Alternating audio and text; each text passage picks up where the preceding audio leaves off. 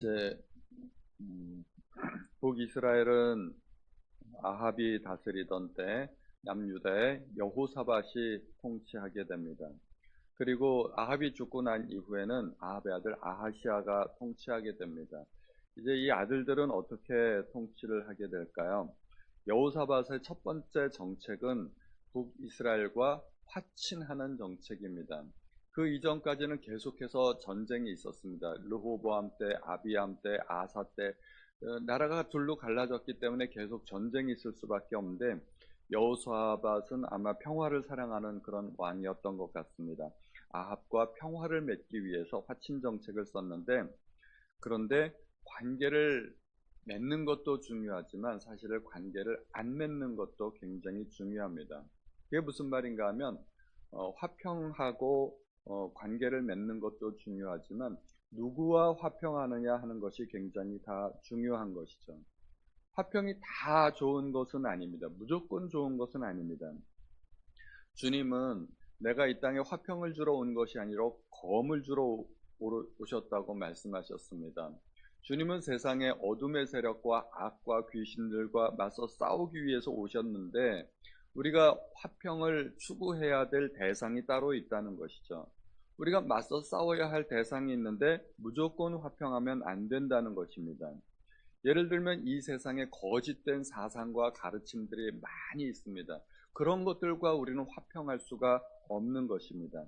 예를 들면 종교다원주의라는 것이 있습니다.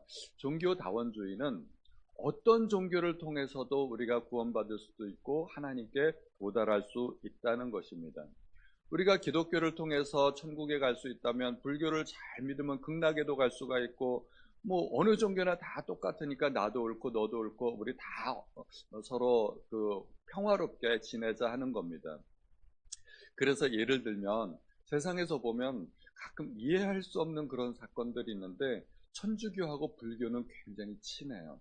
아시나요? 그래서 천주교 미사를 드릴 때 불교의 승려가 가서 막 찬불가를 부르기도 하고, 또 석가탄신일에 보면은 천주교에서 뭐 부처님의 탄생을 축하합니다, 뭐 플래카드도 붙이기도 하고, 천주교하고 불교는 굉장히 친해요. 그게 종교다원주의의 한 모습입니다. 그런데 기독교는 욕을 많이 먹습니다. 왜 욕을 먹는가 하면은 기독교는 독선적이라는 거예요. 왜 니들은 니들만 옳다고 그러느냐. 그런데 진리가 둘일 수는 없습니다. 하나님이 정말 온 세상을 창조하신 참 하나님이시고 조물주시라면 다른 종교들은 참일 수가 없는 거죠. 그래서 나도 옳고 너도 옳고 다 옳을 수는 없는 것입니다. 그래서 우리는 타협할 수가 없습니다. 그래서 타협할 수 있는 대상이 따로 있고 타협해서는 안 되는 대상이 따로 있는데 종교는 절대 다원주의로 갈 수가 없는 것입니다. 여호사밧은 북이스라엘과 화평하기 위해 아합과 사돈 관계를 맺었습니다. 이것이 여호사밧의 참 큰 실수죠. 다 잘했는데 잘못된 대상을 선택해서 평화를 맺으려 했던 것입니다. 그래서 자녀들을 서로 결혼시켰죠. 여호사밧은 자기 아들 여호람과 아합의 딸 아달랴를 결혼시키게 됩니다. 이 사돈 관계 때문에 여호사밧은 자기가 굳이 참여하지 않아도 되는 불필요한 전쟁에 휘말리게 됩니다. 그래서 목숨을 잃을 뻔했습니다. 아합은 여호사밧에게 자기가 잃어버린 땅 길라 라못을 되찾기 위해 아람과 전쟁을 벌일 것을 제안을 했습니다. 여호사밧은 이 전쟁에서 이겨도 아무런 이득이 없습니다. 그 땅을 되찾게 되면 아합만 이득을 보게 되는 것입니다. 그리고 아합은 이 간사하기 때문에 속임수를 썼죠. 당신은 왕복을 입고 전쟁에 나가십시오. 마치 그 군대를 통솔하는 지휘관인 것처럼 당신이 이 모든 군대를 이끌고 나가십시오. 나는 그냥 보통 군사의 그 전투복을 입고 나가겠습니다. 그러니까 적진에서 딱 보기에 그 모든 전쟁의 지휘관은 누구겠어요? 여호사밧 한 사람처럼 보이게 된다는 것입니다. 그러므로 만약에 전쟁에서 패하게 되면 누가 가장 먼저 죽을까요? 아합은 안전하고 여호사밧이 죽게 될 것입니다. 이게 아합의 간교한 꾀가 있는 건데요. 전쟁에서 이기면 길앗 라못 땅을 되찾을 것이고, 자기 땅이니까 자기만 이득을 보는 거죠. 전쟁에서 패하면 여호사밧이 죽게 될 것이고, 남유다 왕국의 왕이 죽게 되면 그때 남유다 왕국을 그냥 통째로 먹어버리겠다는 아주 간사한 그런 지혜가 있었던 것이죠. 그래서 남유다 왕국의 왕비였던 이 아달랴가 그 이세벨의 딸이고 또 아합의 딸인데 얼마나 그 사악한 여인인지, 나중에 이 아달랴를 통해서 유다 왕국이 정말 한번 망할 뻔했습니다. 왕족의 씨가 멸해가지고 망할 뻔했던 그런 일이 있었던 것이죠. 이 여호사밧의 아들인 여호람은 왕이 되자마자 제일 먼저 한 일이 자기의 형제들을 다 죽이는 것입니다. 이게 누구의 영향이겠어요? 자기의 악처였던 아달랴의 영향이었던 것입니다. 그리고 이 아달랴는 자기 아들들까지 다 죽이는 아주 사악한 그런 여왕이 되었습니다. 왕족의 씨를 멸하는 것이죠. 그래가지고 남유다 왕국이 한번 정말 다윗의 씨가 말라서 하나님께서 예언하신 그 예언이 이루어지지 않을 뻔했던 그런 사건이 있었던 것입니다. 오직 하나님의 은혜로 그 왕족들 가운데 요아스라 하는 그 아들이 목숨을 건져서 겨우 그 다윗의 등불을 유지했기 마련이지, 유다 왕국은 역사 속에서 사라질 뻔했다는 것입니다. 이 모든 원인이 어디에 있습니까? 여호사밧이 사돈을 잘못 선택했기 때문에 그런 일들이 있었던 것입니다. 그러므로 우리는 사람을 사귈 때도 선택해서 잘 사귀어야 된다는 것입니다. 까마귀 노는 곳에 백로야 가지 마라 하는 그 속담이 괜히 나온 것이 아니지 않습니까? 나쁜 사람 만나서 내가 개과천선 시키겠다는 그런 부질없는 생각을 하지 마시고요. 우리는 항상 좋은 사람을 만나야 됩니다. 좋은 사람을 만나서 좋은 영향을 많이 받아야 됩니다. 그래서 우리는 할 수 있으면 교회 내에서 성도들과 함께 예배드리고 교제하고 간증하고 이런 것이 중요하지, 세상 사람들을 안 만날 수는 없지만 불필요하게 세상 사람들과 지나친 관계를 맺는 것은 그렇게 바람직하지 않다는 것입니다. 여호사밧은 역대 좋은 일들을 많이 하였죠. 아버지 아사 때 종교개혁을 일으켰는데 아사 때에도 한계가 있었죠. 종교개혁이 한꺼번에 다 이루어지는 것이 아니라 그 아사 때에는 산당을 폐하고 그런 일들이 있었지만 남색하는 자들을 쫓아내지 못했습니다.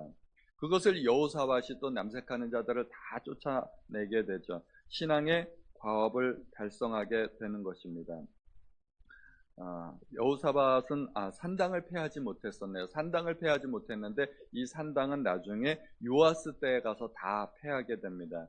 그러므로 종교개혁이 조금씩 이루어지게 되는데 나 혼자 다 못하더라도 괜찮습니다. 내가 우리 아버지 때 못했던 것을 내가 조금 더 하고, 또 내가 못한 것을 우리 아들 때 조금 더 하고, 그렇게 해서 하나님 앞에 조금씩 더 나아가면 되는 것입니다.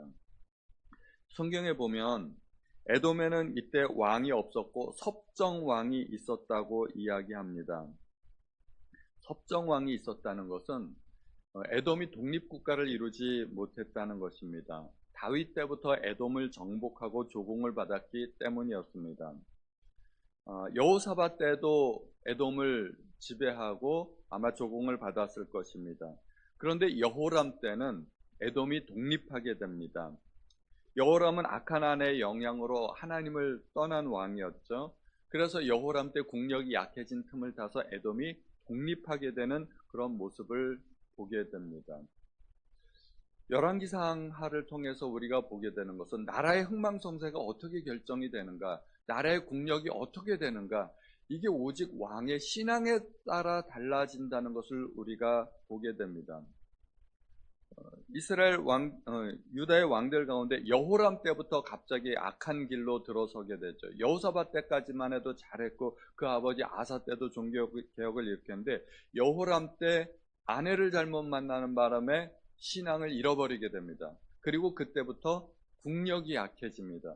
그러니까 다스리던 에돔이 막 독립하고, 또 에돔이 여호람을 오히려 거꾸로 공격하고, 에돔이 아주 잔혹한 그런 모습을 보여주게 됩니다. 그래서 에돔을 책망하는 그러한 성경이 오바댜서입니다. 우리가 이제 내일부터 오바댜서를 묵상하게 되는데, 그래서 국력은 오직 왕의 신앙에 따라 달라진다는 것을 우리가 열왕기 상하를 통해서 보게 됩니다. 세상에서 우리가 힘을 기르려고 할 것이 아니라 우리가 하나님을 더 잘 의지해야 되겠다 하는 모습을 우리가 역사를 통해서 보게 되는 것이죠. 여호사밧 때는 에시온 개발을 중심으로 해상 무역을 벌였습니다. 그런데 배가 파손해서 어려움을 겪게 되죠. 아합의 아들이었던 아하시아는 부친의 정을 생각해서 여호사밧을 도우려 하는 그런 모습을 보여주게 됩니다. 내 종들을 당신에게 보내겠습니다. 그랬는데 여호사밧이 거절하게 됩니다. 당신의 도움은 필요 없습니다 하고 거절하게 됩니다. 뒤늦게나마 여호사밧이 아마 깨닫게 된 것 같습니다. 아합 가문과는 화친하는 것이 결코 도움이 되지 않는다는 것을 깨닫게 되고 그것이 하나님의 뜻이 아니라는 것을 깨닫게 됩니다. 그래서 아합과는 화친하게 되었는데 아합의 아들이었던 아하시아하고는 이제 화친하지 않게 되는 것이죠. 뒤늦게나마 깨닫게 됐다면 그 길에서 돌이켜야 됩니다. 계속해서 미련 때문에 남아있으면 안 되는 것이죠.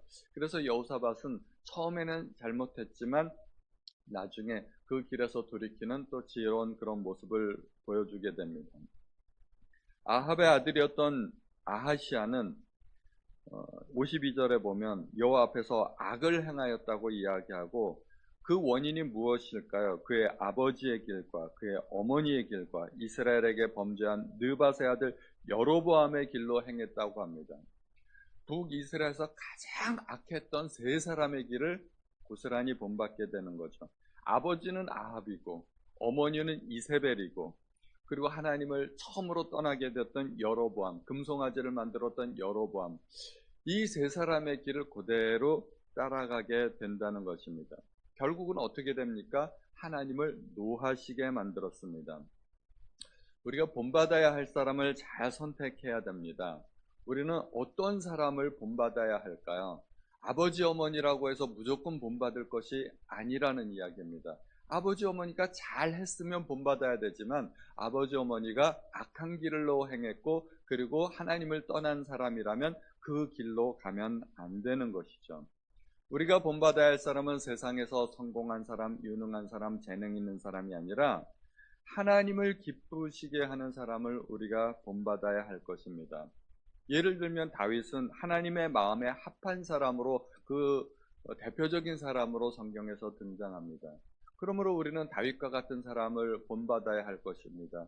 다윗이 어떻게 하나님을 사랑했는지, 다윗은 범죄했을 때 어떻게 회개했는지 그런 모습을 우리가 본받고 다윗의 길로 우리는 따라가려고 노력해야 될 것입니다. 길이라는 것은 목적지에 이르는 한 방법입니다.